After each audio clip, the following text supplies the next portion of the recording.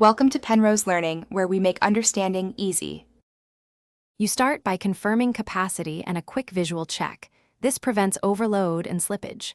Once done, position the workpiece on a stable fixture and secure it. You want no movement when the jaw is close.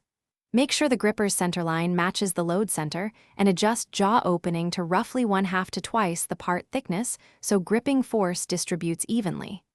Finally, slowly approach the part with minimal air or power to verify alignment before full actuation. You now engage the part. Approach slowly and close until you feel gentle seating.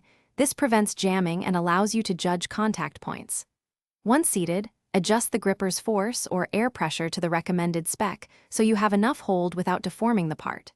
After setting, cycle the gripper 2 to 3 times while watching for slip, uneven contact, or rotation. This validates your settings. If anything shifts, pause and recheck alignment and jaw condition before continuing. You complete the operation by lifting with a smooth, controlled acceleration to avoid inducing torque that can make the part pivot.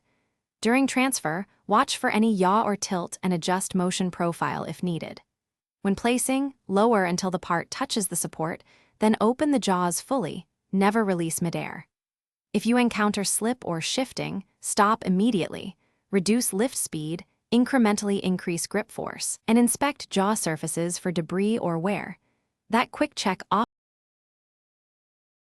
Thanks for watching. If this was helpful, leave a like and consider subscribing. See you next time.